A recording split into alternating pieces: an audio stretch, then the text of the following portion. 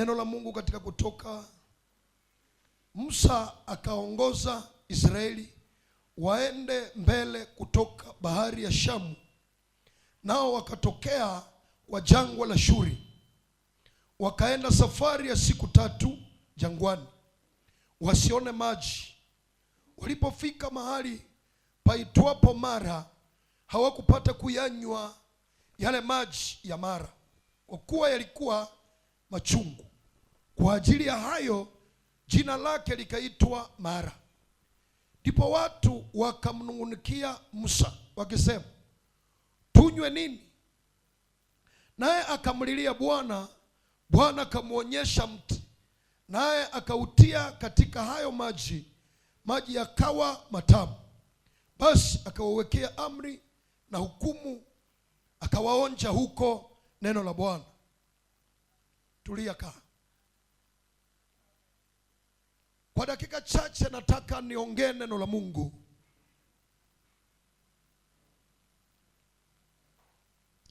Kwa nini sijibiwe katika maombi ninayoomba? Ni ulizo la watu wengi, na tutaliongea kwa undani labda kesho au Jumapili, sawa, muda wetu unaenda. Kwa nini sijibiwe katika maombi yangu ambayo ninaomba? Wangapi wanajiuliza?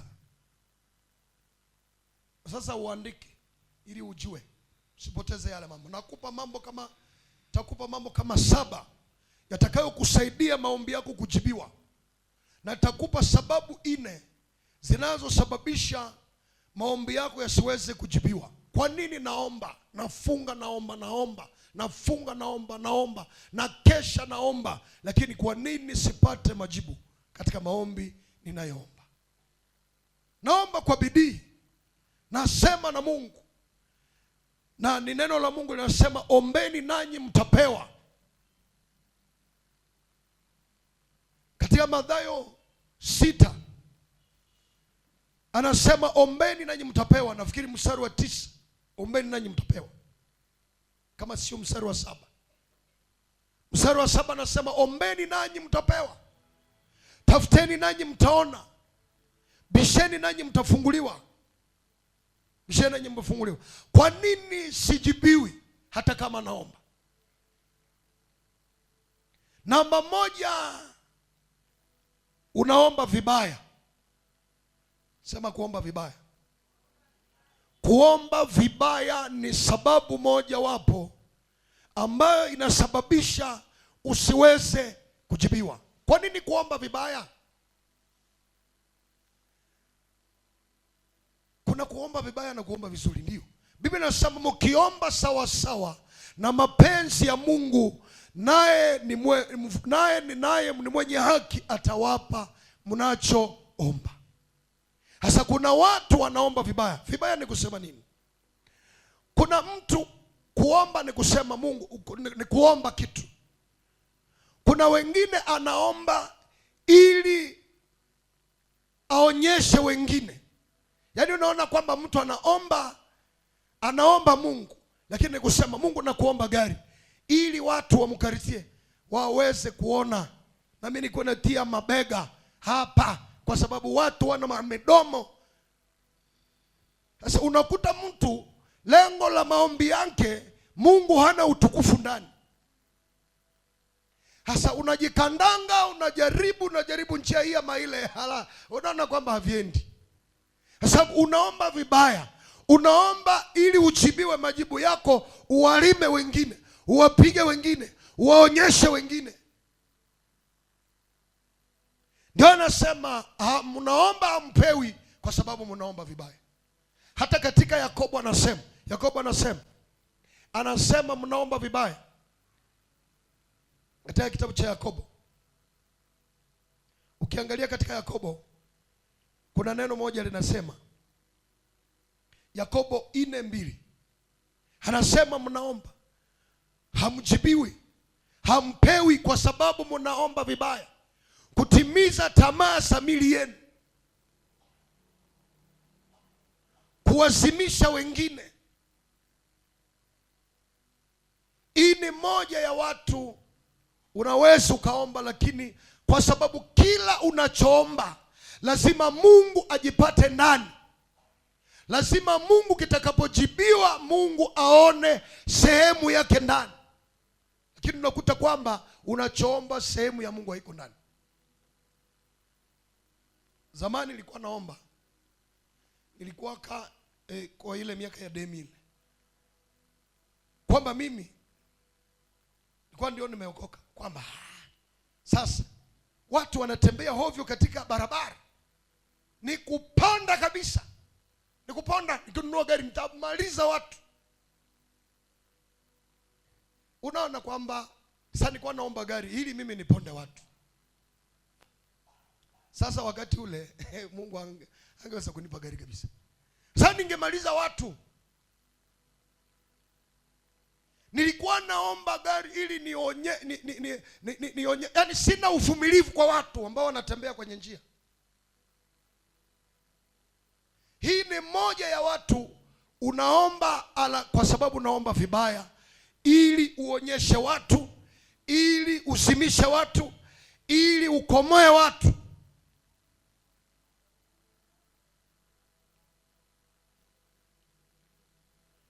Jambo la pili, nia mbaya. Unaomba kwa nia mbaya. Nia mbaya. Nia mbaya, yani una nia mbaya katika kuomba kwako. Nia mbaya.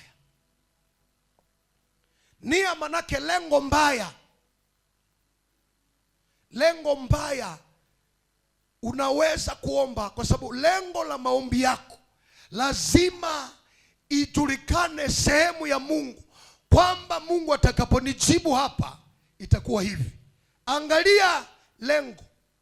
Angalia Hana katika Samueli wa kwanza. Hana alipoomba hakuomba Mungu nipe ili nimuonyeshe Penina. Hakuna mahali Hana alisema vile, omba ili nimuonyeshe Penina. Omba nipe jibu nimuonyeshe Penina. Nimuonyeshe Penina amenisumbua sana. Alisema Mungu unipe, na kila utakachonipa nitakupa wewe.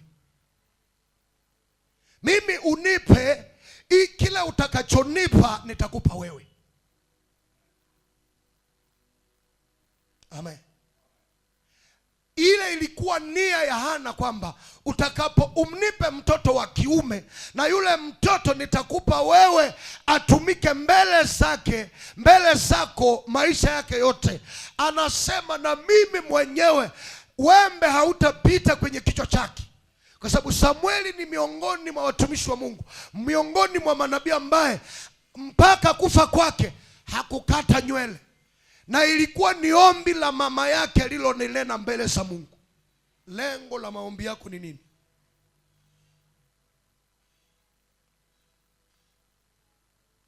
Ni kweli unaomba gari, ni kweli unaomba nyumba, ni kweli unaomba vitu, lakini angalia unataka Mungu apate nini katika unachoomba.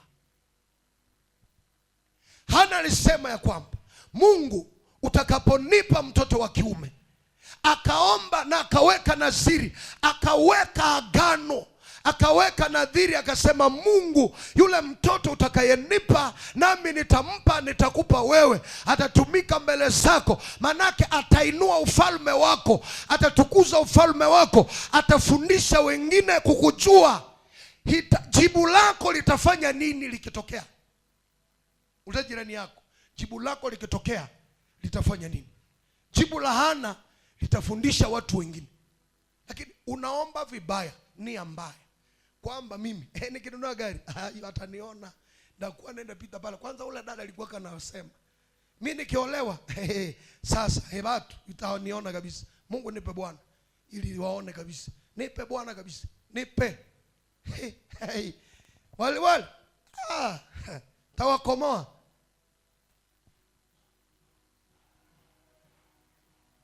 Mungu akijibu hitaji lako atapata nafasi ndani. Nia mbaya za watu, kuna nia mbaya. Biblia inasema haja zenu sijulikane mbele za Mungu. Haja zenu manake yale mnayokusudia, makusudio yenu yapate yakubalike, yaonekane mbele za Mungu. Na hii ni sababu ya watu wanaomba, lakini Mungu katika majibu yako, katika nia yako, lengo la maombi yako ni vibaya. Na hii ni mlango unachelewa, kwa sababu nia yako ni mbaya. Nia yako ni mbaya. Ndio maana ukiona watu, hata matajiri, watu walio na fedha, walio na vitu, watu wengi hawana viburi. Wengi hawana viburi kabisa.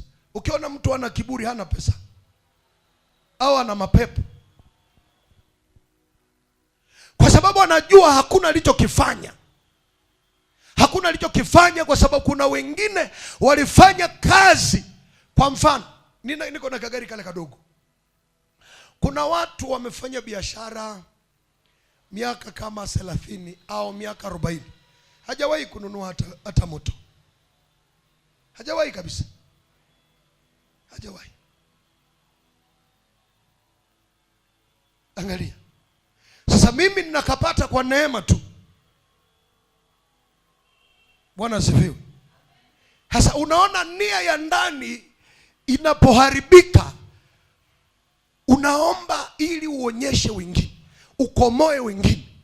Yaani unaona kwamba ni vyanzo, nia yako ni mbaya.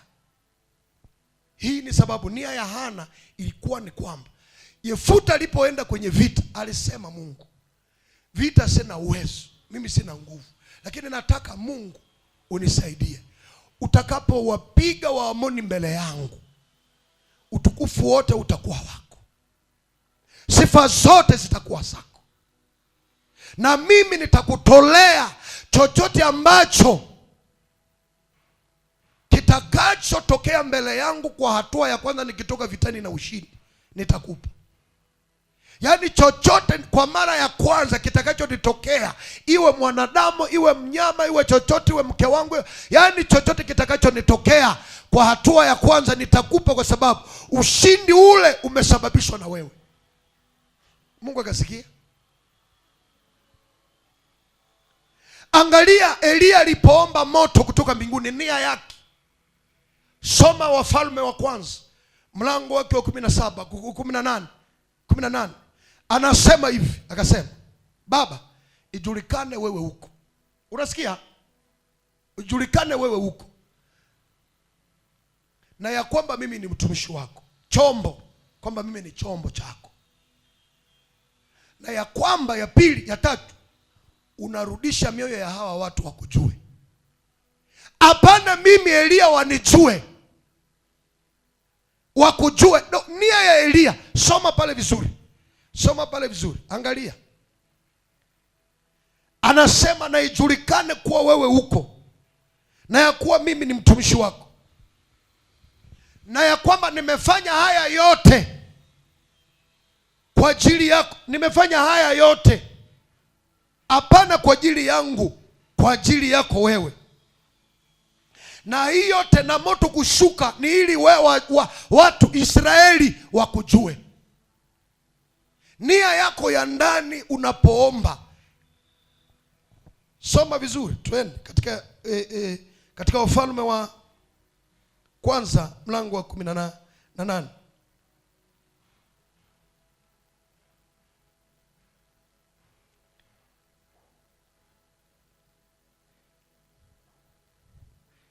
Ile 36 nasema, ikawa wakati wa kutoa dhabihu ya jioni, Elia nabii akakaribia, akasema, Bwana Mungu wa Ibrahimu na wa Isaka na Israeli, na ijulikane leo ya kuwa wewe ndiwe Mungu. Unasikia? Katika Israeli, na ya kuwa mimi ni mtumishi wako, na ya kuwa nimefanya mambo haya yote kwa neno lako. Unisikie Bwana, unisikie, ili watu hawa wajue ya kuwa wewe ni Bwana, ndiwe Mungu, na ya kuwa wewe umewageuza mioyo yao wakurudie. Ndipo moto wa Bwana ukashuka. Katika nia ya Elia ilikuwa Mungu aonekane. hata sisi watumishi tunapoomba, sio kwamba sisi tujulikane, sio kwamba sisi tuonekane, sio kwamba sisi tufahamike, lakini ni kwamba Mungu wetu ajulikane. Haleluya. Ajulikane katika majibu yanapofika, Mungu ajulikane, Mungu atukuzwe, Mungu ainuliwe, Mungu aimbiwe, Mungu ashangiliwe katika kile ambacho tumejibiwa. Nia mbaya katika maombi inasababisha usijibiwe. Leo hii Mungu atakufungua katika jina Yesu. Lazima nia yako itengenee. Unapoomba, Mungu nipe mali, nipe kazi, nipe vitu, nipe hiki, isiwe ni kwamba nikomoe watu walinikataliaka ugali yao, walifanyika nini, walikuwa naimba nini, halafu sasa wataona hivi migulu yao ikatiwe hapa. Yaani unakuta vitu vya ajabu. Nia yako unashindwa kupokea. Katika Yakobo anasema mnashindwa kupata kwa sababu mnaomba vibaya, mnaomba kutimiza hasira zenu, mnaomba majibu kulipa visasi. Kwa hiyo majibu ya kulipa visasi kwa makosa waliokutendea.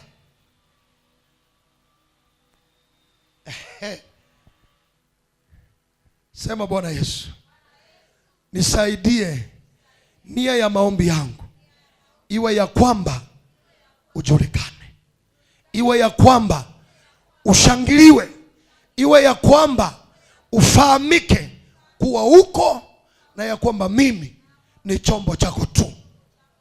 Moto ukashuka. Moto haukuchelewa kabisa. Moto ukashuka. Anasema katika jibu hili ijulikane ya kwamba mioyo yao unairudisha kwako. Kwa hiyo majibu yetu yanatia watu moyo. Mimi nilipokuwa niliomba Mungu, nilikuwa naomba Mungu miaka ile iliyopita kwamba Mungu unisaidie watu wakiniona wafurahie kukutumikia. Ndio ilikuwa ombi langu kabisa, kwamba mtu akiniona asione aibu kukutumikia, asione mateso kukutumikia, asione aibu kukutumikia. Watu wakiniona, tukuniona hata kama sijaongea nao, watu kuniona afurahie kukutumikia. Yaani maisha yangu yatie watu moyo kukutumikia. Moto ukashuka, neema ikashuka. Haleluya. Sasa uwezi ukaniona alafu udumae kumtumikia Mungu. Unapaswa tamani kumtumikia Mungu, kwa sababu ni ombi langu, ni agano langu kwamba Mungu kwa kweli kwa nini niliomba maombi haya? Kuna watu waliotutangulia katika kuomba, katika maombi, nilipokuwa nikiwaona ilikuwa inanitia hasira sana, na ilikuwa inaniumiza sana kuona mtu anaomba na nena kwa lugha, alafu hana chakula, alafu hana mavazi, kole ya shemize yote mekatika, kila kitu kimekatika. Nikakuwa namuuliza Mungu, kwa nini Mungu na watu wako wanapigwa? Watu wako wanapigwa, itajulikanaje? Mungu akaniambia hapana, sio hiyo. Sikuokoa watu kwa kuwatesa. Wana imani potofu. Kwa kuna mtu anaweza kaokoka anaingia kwenye imani potofu. Kuna wengine wana imani zisizo nawa, hata nawa kabisa. Yana akenawa anasema nimeharibiwa. Yana kunawa anakataa maji. Kuna wengine hata mimi nimewaona, niliwapa mavazi akasema hapana. Wengine wanakataa kupanda gari. Nasema gari hapana. Anatoka kutoka Kirumba mpaka hapa na mguu. Na ile jasho yote anatoka huku bila kunawa. Ile amesafiri siku kama 4. Anafika hapa, anakuja kwenye kongamano, lakini anamaliza anaikala kama kule. Mimi nampa maji anakataa, hata kunawa kwenye uso hapana.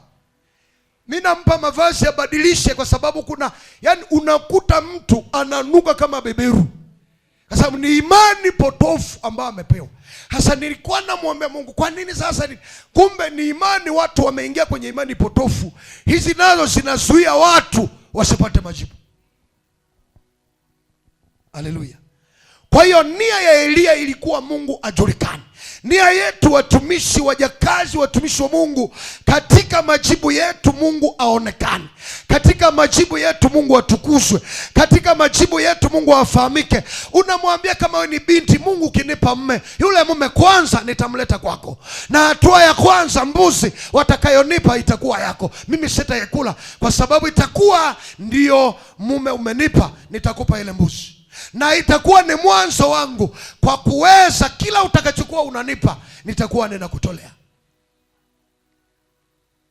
Mungu nibariki, kwa sababu ile mbuzi watakaonipa nitanunua perike kubwa, nikipita mbele za watu yani nitapiga marasi mpaka watu watageuka.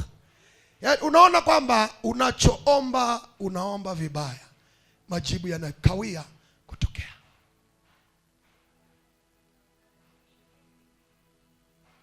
Sasa watu wanaanza kumlaumu Mungu. Nimeomba mwaka jana, niliomba mwaka juzi, niliomba. Nia yako haijabadilika. Mungu akikujibu, watu watalia, watu wapigwa, watu watapigwa kwenye maisha yako. Yani watu watazarauliwa, watu watahangaishwa na wewe. Yani watu watapitia kipindi kigumu wakati utajibiwa.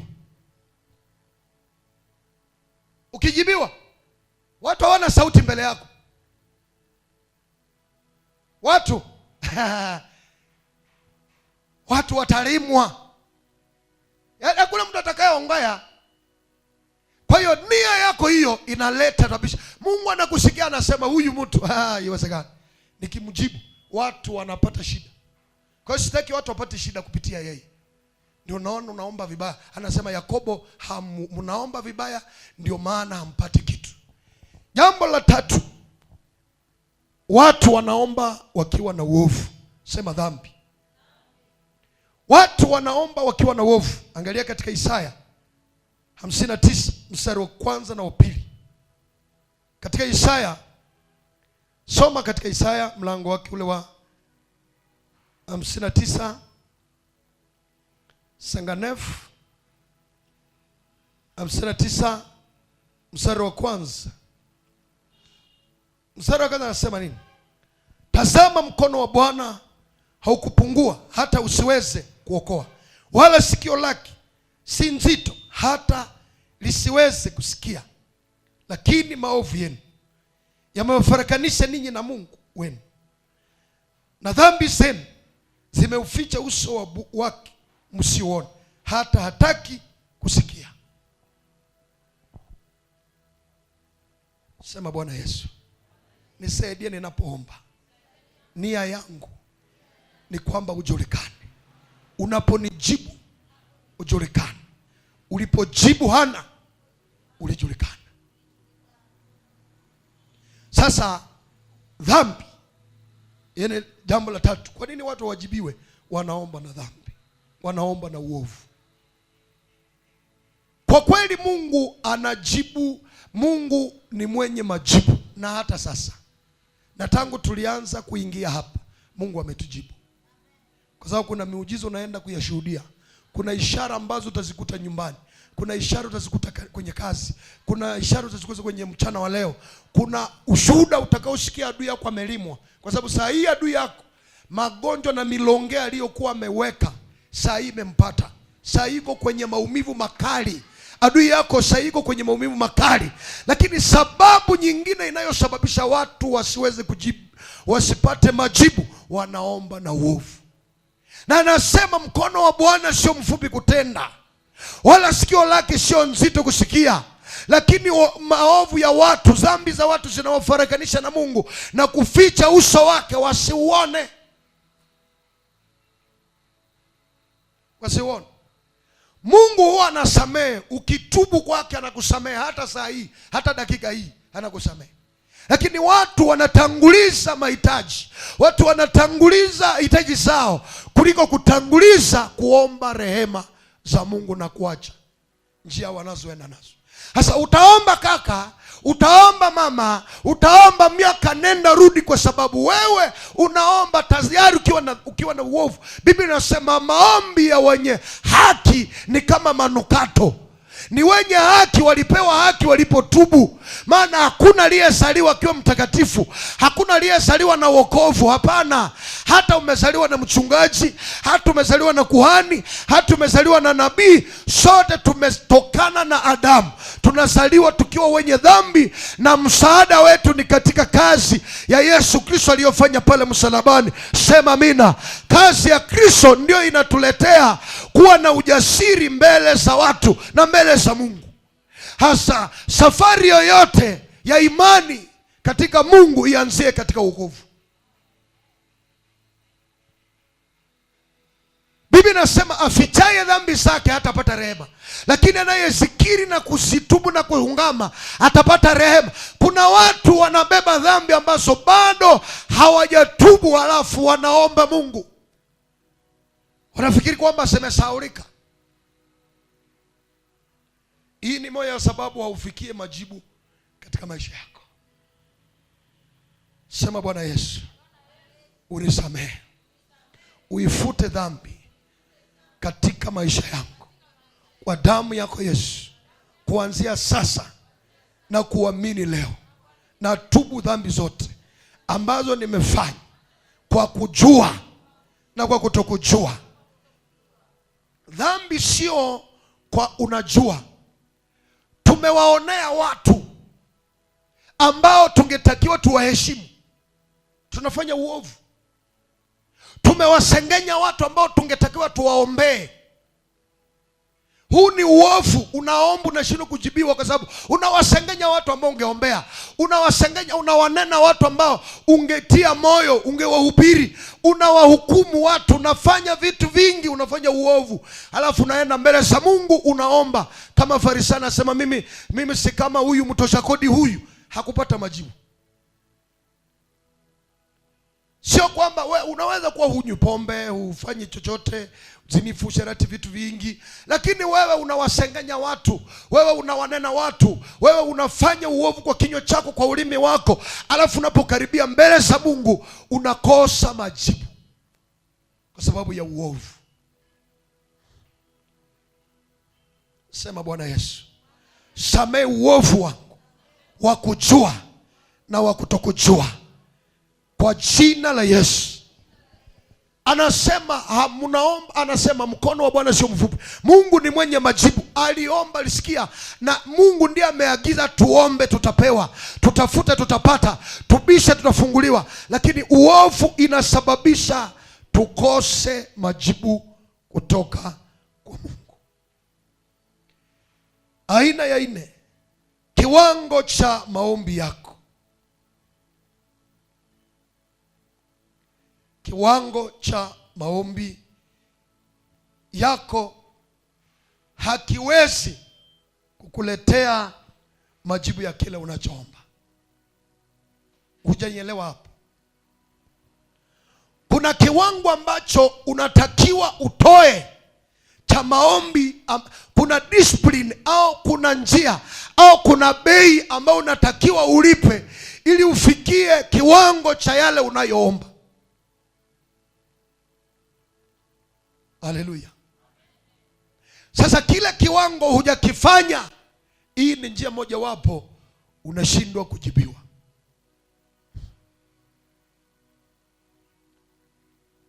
Amen.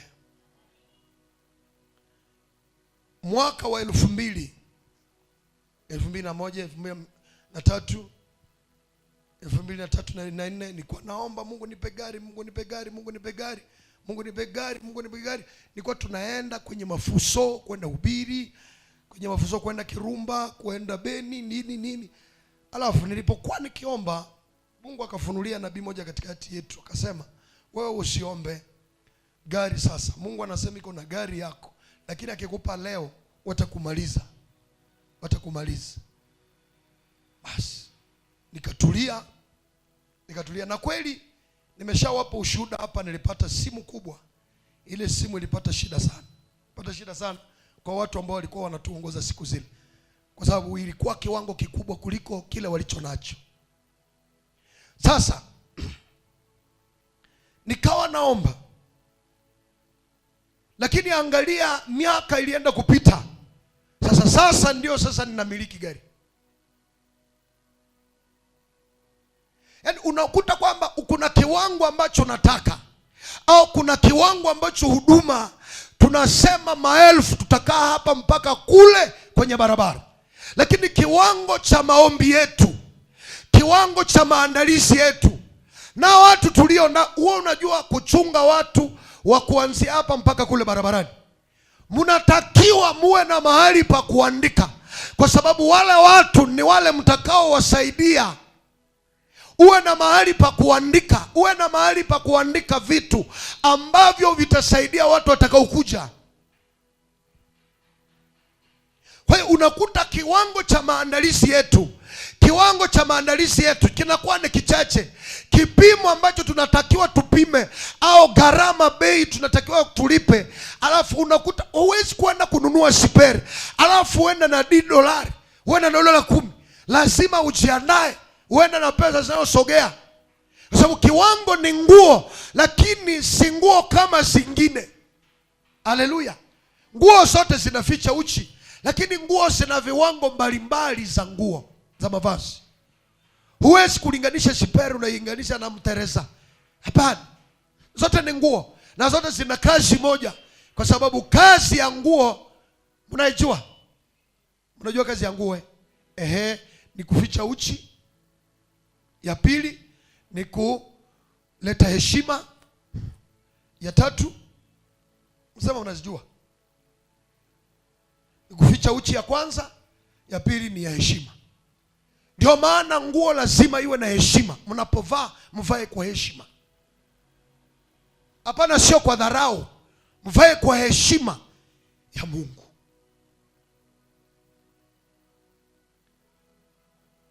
Amen. Sasa watu, kuna mtu anataka afanye apate kitu. Kwa mfano Hana, turudie kwenye Hana. Ile Samueli wa kwanza mlango wa kwanza. Nafikiri kama ni mstari kama ni wa 10 kama ni wangapi hapa.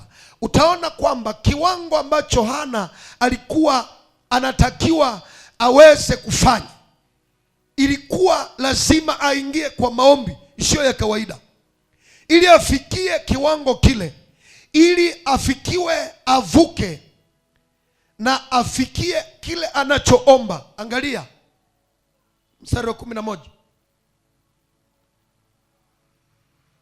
Inasema mstari wa 10. Mstari wa 9 inasema ndipo Hana akainuka walipokwisha kula na kunywa huko Shilo, naye Eli kuhani alikuwa akiketi kitini pake penye mwimo wa hekalu la Bwana. Naye huyo mwanamke alikuwa na uchungu rohoni mwake, akamuomba Bwana, akalia sana, alikuwa na uchungu moyoni. Akaweka nadhiri akasema, Bwana wa majeshi, ikiwa wewe utaliangalia teso la mjakazi wako na kukubali na kunikumbuka, wala usinisahau mimi mjakazi wako, na kunipa mimi mjakazi wako mtoto mme, ndipo mimi nitakapompa Bwana. Akawa na uchungu. Unajua kuna watu anataka kiwango kikubwa, lakini hana uchungu wa kile ambacho anaenda kuomba. Uchungu unasababisha kulia. Akalia, alikuwa na uchungu na akalia mbele za Bwana. Angalia Musa, mahali tumesoma Musa akaongoza Israeli. Sema Musa akaongoza Israeli kwenye jangwa la Shuri au la Suria. Alipowaongoza kwenye jangwa la Suria, wakaenda mwendo wa siku 3, na katika mwendo wa siku 3 hawakuwa na maji, na safari ile ilikuwa ya jangwa. Jangwa ni kusema mahali hapana maji, mahali hapana mimea, mahali ni patupu, ni pakame. Ndiko wanapitisha taifa. Wakafika kwa eneo moja linaitwa Mara, na lile eneo lina maji. Watu wakafikiri wamepata jibu, wakayarukia yale maji. Kumbe yale maji yalikuwa machungu. Sio tu machungu, yalikuwa na sumu ndani yake. Na kwa sababu walikuwa wajaipitia njia hii, eneo lile hawakulifahamu, lakini maandiko nasema lile eneo lilikuwa linaitwa Mara kwa sababu yale maji yalikuwa ni machungu, na watu wa lile eneo walijua yale maji hata kama kwenye macho yanang'aa, lakini ni machungu. Lakini sasa Musa akaenda akafika pale, nao wamesafiri mwendo wa siku 3, hawana maji mwendo wa siku 3. Angalia, kiu ya siku moja, hata kiu ya saa moja itakufanyaje? Kiu kabisa ya mwili. Ilikuwa ni kiu ya mwili, ya maji ya mwili, ilikuwa ni kiu ya mwili. Wakawa wameteseka, wao na wake zao na watoto wao na ngamia zao na ng'ombe zao na punda zao. Sio watu waliteseka na kiu, pia wanyama wao na watoto wao na wake zao, yaani mume na mke na watoto wote walikuwa na kiu, kwa sababu kila mtu alikuwa na mke wake na watoto wake na ng'ombe zake na punda zake, wote wakawa hawana maji.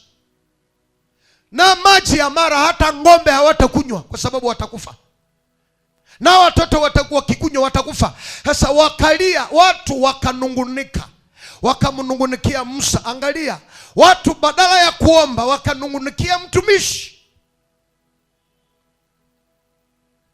Kuna watu kwenye maombi kazi yao ni kunungunika, wanabeba roho ya manunguniko, wananungunika, Mungu nini, mie tunjo me nini. Yaani unaona mtu iko nanungunika. Manunguniko sio maombi. Na siku zote unaponungunika katika safari hii, katika dunia hii, utajikuta kwamba katika maisha yako unaanza kuwa adui wa Mungu na adui wa watumishi wa Mungu. Ni kweli tumewahubiri kuja kwa Yesu, lakini kuna mambo mengine tunawetegemea Mungu. Haleluya. Kwa sababu aliyeanzisha ile safari alikuwa ni Mungu, na wingu lilikuwa liko juu yao. Mungu alikuwa anawaongoza kwa wingu usiku na mchana, lakini badala ya kuangalia wingu, bahari imepasuka, waliona Mungu akipasua bahari. Badala waite waombe, wanaangalia Musa. Kuna shida ikifika katika huduma, shida ikifika katika huduma, tuangalie Mungu. Hapana kuniangalia mimi, hapana kuangalia mtumishi, tuangalie Mungu, kwa sababu hiki ni chombo cha Bwana. Haleluya. Huduma sio ya mtumishi, sisi ni vyombo. Elia alisema mimi ni mtumishi wako tu, lakini huduma, kwa mfano huduma ya Mervene ni huduma ya Mungu, ni huduma ya Mungu kabisa, ni Mungu. Ufufuo na uzima ni Mungu. Yesu ndio ufufuko tena uzima kwa mataifa yote, ndio huduma hii. Hasa kuna shida ikifika kwenye maisha yako, au kwenye ndoa yako, au kwenye mashamba yako, au kwenye vitu vyako, lazima kamata mafundisho, omba, ingia kwenye maombi, ingia kwenye maombi. Nimefika Mara, mahali pa uchungu. Kazi yangu imefika Mara, mahali pa uchungu. Baba unasema nini? Baba unasema nini? Baba niambie kiwango chako. Pima kipimo cha kiwango ambacho cha jaribu ambalo umefikia. Kila jaribu lina kiwango cha kuomba. Kila jaribu lina kiwango cha kuomba. Mtu anayeombea ugali hana haja ya kufunga. Ugali umeivya. Ugali umeivya kabisa. Huna haja hata kumaliza saa moja ukiomba. Kuna mtu ndugu, tulikuwa na mafungo ya siku kama 5. Sasa siku hiyo tulikuwa tumefungua, tulikuwa na tunaomba usiku, tunaomba mchana, tulikuwa. Sasa huyu ndugu tukamwambia shukuru kwa ajili ya chakula. Alikuwa na tabia ya kuomba maombi marefu. Aliomba kalala na sisi tukalala. Aliyekuja kutoka mahali pengine ndiye alikia kutuamsha. Mboki imepola, ugali imepola. Sasa tulikuwa na usingizi ndani yetu. Tulikuwa na usingizi, tumemaliza wiki mzima tuko tunaomba usiku na mchana. Sasa tunamwambia shukuru juu yako, afadhali tungeokula hata bila kuomba. Sasa tulikuwa tunajaa nguvu. Sasa huyu mboga ilipola na ugali kapola, ilibidi tena wachamshe tena mboga ili tule kabisa. Ilikuwa pale Nzia Panda pale kwa nyumba ile ya Mangateso ambayo iko ndani yake pale, tulifanyia mle retreat, ni mule tulikuwa. Yaani unaona kwamba maombi ya ugali imeshaivya, haitakiwa ufunge, haitakiwa uombe muda mrefu. Unatakiwa sasa hapa wewe ushukuru tu. Lakini kiwango chile unachotafuta, ushindi unaotaka, kuna vitu ambavyo haviko katika familia yako. Kuna watu wengine kwenye familia hakuna kitu. Unataka anzisha kitu kipya. Huwezi kuomba sawa mtu anayeombea ugali. Huwezi subiri mpaka tutangaze kufunga. Huwezi subiri mpaka tutangaze mikesha. Unapasha jiwekea mikesha, unapasha jiwekea utakaso, mikesha yako binafsi. Hata hii madhabahu inakutambua. Hizi ukuta zinakutambua. Zinajua huyu mtu tena anakuja. Kwa sababu wewe unataka kitu ambacho haujawahi kuona na kushuhudia katika familia yako. Amen. Angalia Musa mbele ya Mara alichokifanya. Watu wakanungunika, lakini Biblia inasema Musa akaenda akalia kwa Bwana. Maombi ya kulia, haikuwa manunguniko, maombi ya kulia. Akaenda kalia kwa Bwana, akamuuliza Mungu, Baba nifanye nini? Akaomba mwelekeo. Kuna maombi ya kuomba mwelekeo.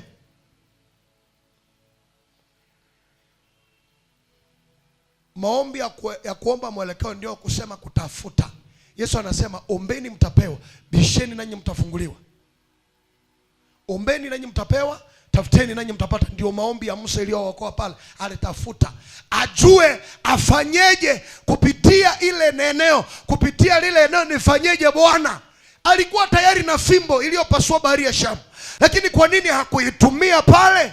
Ilibidi Mungu ampe mwelekeo, kwa sababu ile fimbo ilipasua bahari. Lakini Mungu hatatumia ile fimbo pale Mara. Haleluya! Mungu hatatumia ile fimbo pale Mara, atatumia kitu kingine. Lazima Musa avuke watu wa kunungunika, yeye aende mbele za Bwana na kwenda kumuomba. Nataka nikufundishe leo, vuka watu wanaonungunika, wewe nenda mbele za Bwana, muulize kwa ajili ya kazi yako. Kwa nini kazi yangu haisongi? Kwa nini maisha yangu haisongi? Nifanyeje Bwana? Hapa nimefika Mara, kazi yangu iko Mara. Mara ni kusema uchungu, mara ni kusema mateso, mara ni kusema kukwama. Nimekwama katika maisha, ujana wangu umekwama, maisha yangu imekwama, watoto wangu wamekwama, mimi na mume wangu tumekwama. Tupite wapi? Hatuna njia. Tusaidie Mungu, tusaidie. Unatoka kwenye eneo la manunguniko, unaingia kwenye kuomba mwelekeo kutoka kwa Mungu. Hiyo ndio nasema tafuteni nanyi mtapata. Kwa sababu watu wako wanasema Mungu alisema tafuteni, ndio naenda kwenye kazi yangu, naenda kutafuta. Ile sio ndio vrai version. Hiyo sio ndio maana ya halisi ya neno hili. Ni kutafuta mwelekeo, kutafuta Mungu unataka nini. Kutafuta Mungu unataka nini. Mungu akamuonyesha, Biblia inasema Mungu akamuonyesha mti. Haleluya. Tofauti na mti alio nao, tofauti na mti anao ubeba, tofauti na mti anao usoea, tofauti na kiwango anachokizoea. Mungu akamuonyesha mti mwingine, wakati ana mti, ana fimbo, lakini akaonyeshwa mti mwingine. Angalia, kuna mahali unafunga hukutakiwa kufunga. Ulitakiwa wewe uulize Mungu, ulitakiwa wewe uweke nadhiri. Kama ana uweke agano, nadhiri ni agano, uweke agano, kwa sababu maombi ya agano hujibiwa haraka. Unaweka agano na Mungu, namwambia Mungu, utakaponipa mume kabisa, kila mwezi nitakuwa na kutolea sadaka, kila mwezi nitakuwa mwaminifu kutolea sadaka, tena sadaka ya sadaka sio kawaida. Kinipa mume na mbuzi zangu, kama watanipa 2-3 zote, sitarukia vibakuli, sitarukia mavazi, nitaleta yote, sitakula hata $1, kwa sababu utukufu utakuwa wako. Moto utashuka. Mungu akaonyesha Musa mti. Tumekwama kwa sababu hatujaangalia, hatujafanya hiki kiwango ambacho ni cha kutafuta, ambacho ni cha kuuliza, na unapima kipimo kile, unafanya gharama, unalipa ile bei. Musa akaacha kundi la manunguniko, akaenda kwa Mungu, akamuuliza, Bwana, ni kweli nina fimbo, ni kweli nina fimbo, ni kweli limepasua bahari, lakini sasa hii mara tutavukaje hapa? Tutavukaje hapa? Mungu akamwonyesha mti. Mungu hajamaliza mafunuo, anaweza akakupa ufunuo wa kuchomoka kwenye maisha yako. Anakupa ufunuo, unaona unavuka. Hujawahi kuona, unajua watu tunajua tu silaha ya kufunga na kuomba. Silaha ya kufunga na kuomba. Silaha ya kufunga na kuomba. Tunakesha, tunasikia neno la Bwana. Lakini kuna neno ambalo linashuka, sio la watu wote. Linakuwa ni neno mwelekeo kwako. Na unapopuuzi mwelekeo huu, unapata shida, unashindwa kufikia majibu. Kwa sababu unapuuzi, unaharibu mwelekeo Mungu anaokupa. Mungu anapana mwelekeo ili watoke Mara, ili wasife pale Mara, ili wasipe pale Mara. Lazima Mungu atatoa mwelekeo, atatoa ushauri, atatoa kitu, atawapa dawa. Haleluya! Ili utoke pale uliko, utapewa dawa, utapewa mwelekeo, utapewa sharti, utapewa kitu kitakacho kunasua pale katika jina la Yesu. Leo naona mtu anatoka katika jina la Yesu. Pale hautakufa pale Mara. Fasi ya uchungu, machungu yaliyo kwenye maisha yako, Mungu akamwonyesha mti, na ule mti uliashiria, ilikuwa ni tangazo, ulikuwa ni unabii ya kwamba kila atakayeomba atapewa. Yesu akasema, ombeni nanyi mtapewa, tafuteni nanyi mtapata. Manake tukipata Yesu tutapata ushindi. Haleluya! Anasema mimi ni mti wa uzima. Manake ule mti Musa alioweka kwenye maji machungu yakaondoa uchungu, ilikuwa ni Kristo, picha ya Yesu. Kwa hiyo Yesu Kristo ana uwezo wa kuondoa machungu katika maisha yako na kuyafanya kuwa matamu. Kwanza ataondoa dhambi ambayo ni uchungu. Pili, ataondoa laana za kifamilia. Tatu, ataondoa mikoshi na balaa zilizokuvamia, kwa sababu yeye ni mti wa kweli. Akaonyeshwa mti ili amtazamaye mwana ana uzima, amtazamaye mwana ana uzima. Kwa hiyo kuna vitu vingi ambavyo umeshindwa kufikia. Kuna mambo kama 7 nitakayokupa, yatakayokusaidia ili maombi yako yapate majibu. Kiwango cha kipimo chako. Vinginevyo utajikuta kwamba kichwa chako ni jiko la wachawi. Wakitaka kupiga chai yao, watayapiga kwenye kichwa chako. Wakitaka kufanya kikao chao, watakifanya kwenye chumba chako. Watakaa kwenye kitanda chako, wengine kwenye mahali unasegemea, wengine mahali unaweka miguu, wengine kona zote za kitanda. Wanafanya kikao, unakuwa meza yao kwa kuweka vitabu vyao. Wakitaka kufanya kikao chao, wanakifanya mchumba yako, wewe ndio unakuwa meza na kitanda chako ndio viti, wanakaa. Kwa sababu kiwango cha kuwafukuza hauna. Wakitaka kufanya michezo yao, wakitaka kujaribu dawa zao, watajaribu kupitia mwili wako, kupitia maisha yako, kupitia nyumba yako, kupitia biashara yako. Yaani vitu, wakitaka kuiba pesa, wataiba kwako kwa kirahisi. Kwa sababu hujatoa kiwango cha maombi ambayo yatasababisha Mungu amrishe ulinzi wa malaika, amrishe neema kubwa ianze kulinda maisha yako. Amen. Leo hii Mungu atakusaidia katika jina la Yesu. Leo hii Mungu atakusaidia katika jina la Yesu. Mungu atakusaidia. Hii ni vita kabisa. Lazima tujue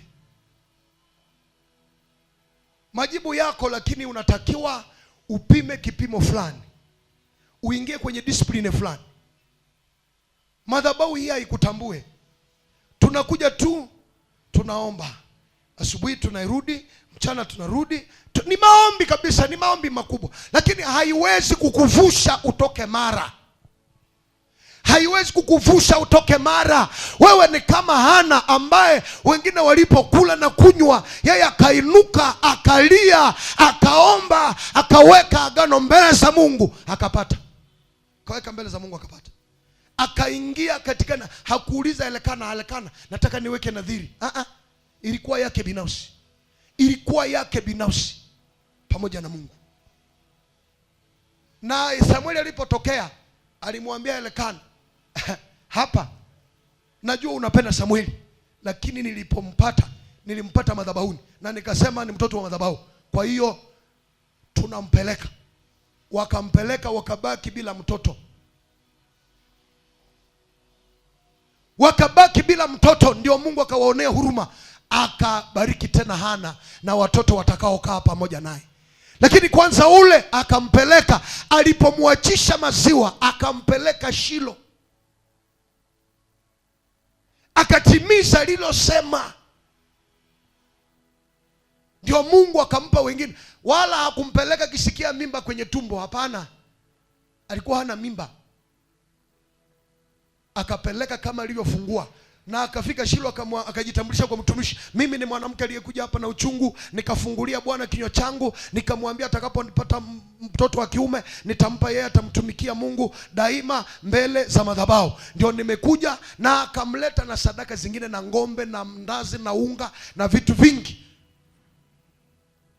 na akamwacha pale, akarudi bila mtoto.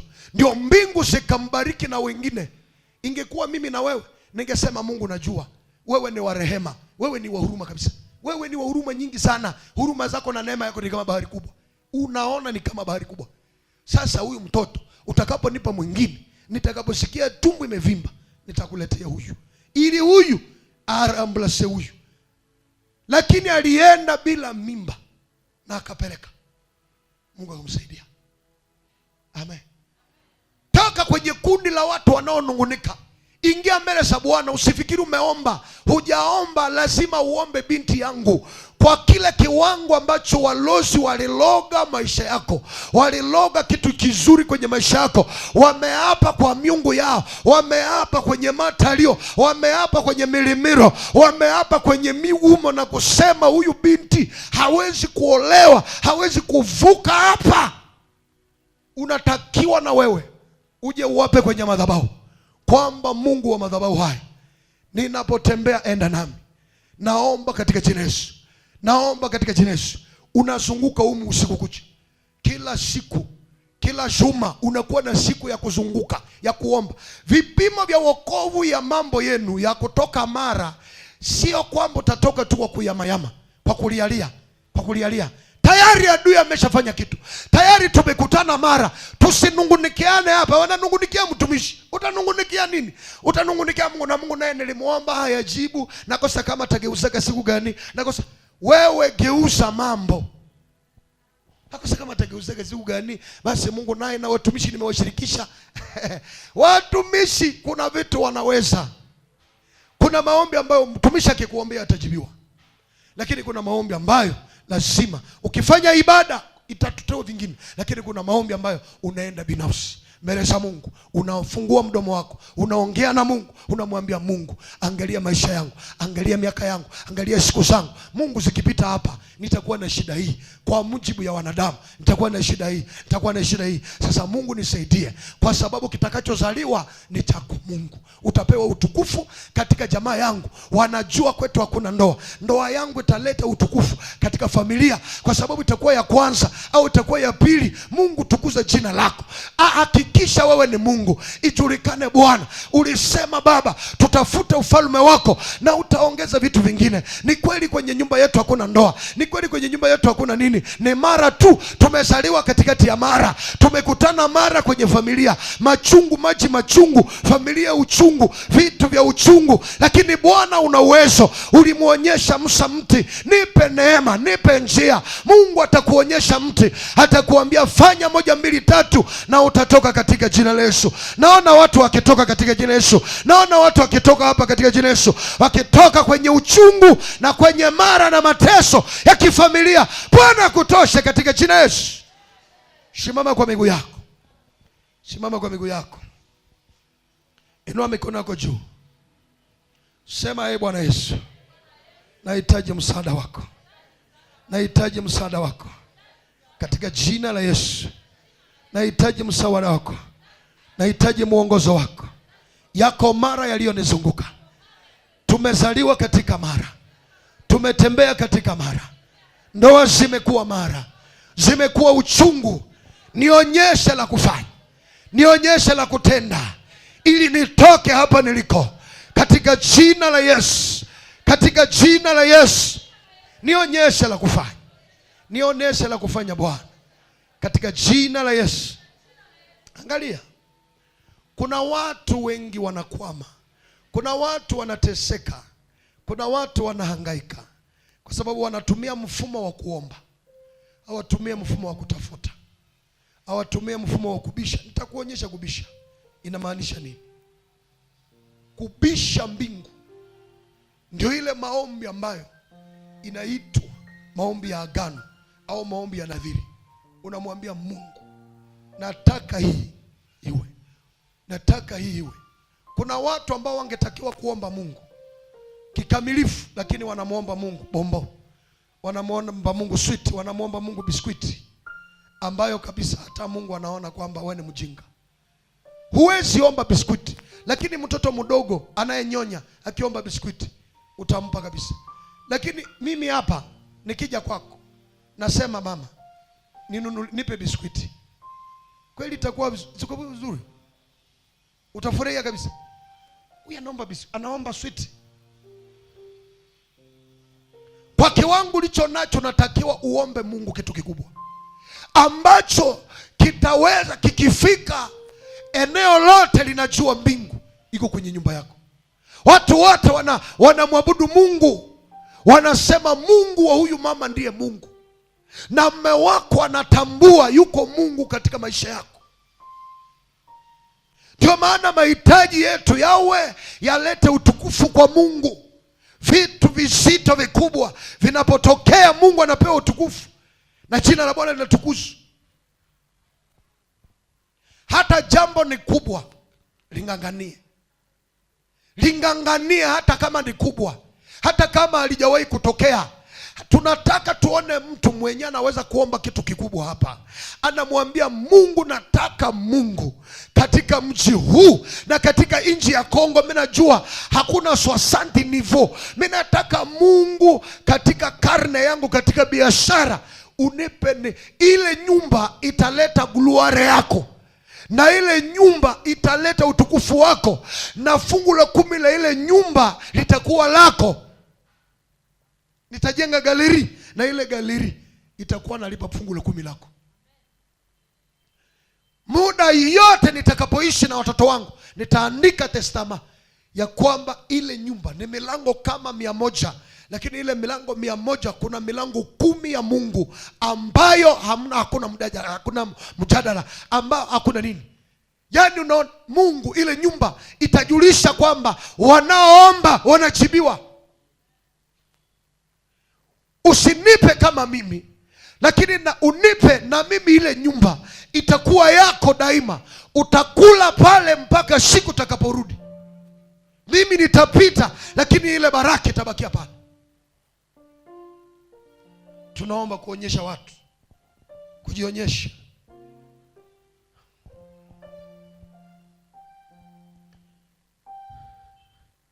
Tunaomba vibaya. Na mikono yako nikuombee. Naona umekuwa tayari kwenda kwenye kazi. Baba, ninakushukuru kwa wale walioko hapa na wale waliotufuata mitandaoni.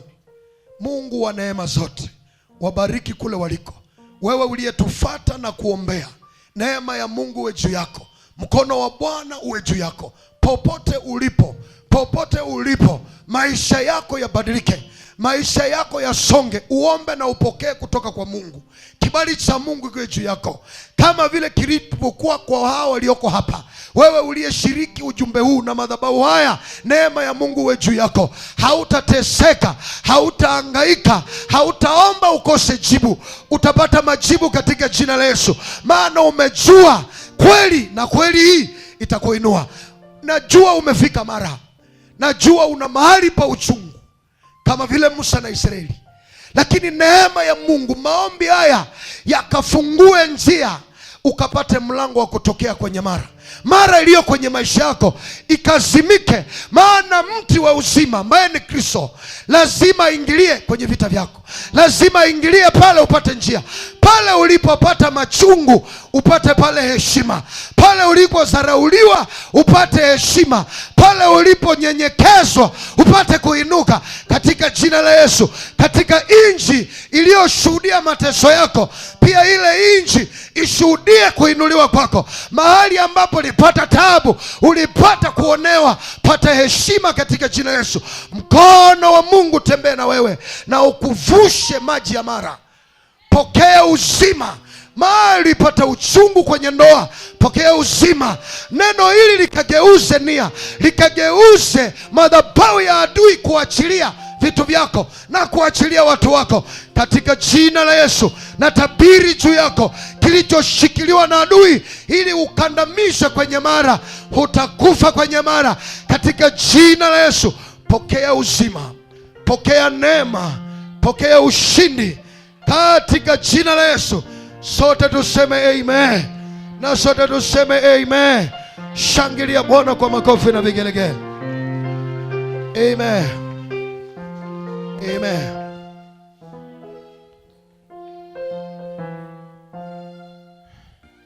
Na wewe unayetufuata kwenye mtandao, ungetamani kutoa sadaka yako, unaweza kuitoa kwa njia ya YouTube, kwa njia ya zile namba unazoziona kwenye skrini yako. Unaweza kutoa sadaka yako na itafika kwenye huduma na itakuwa ni baraka kubwa. Popote uliko duniani unaweza kutuma sadaka yako, itafika.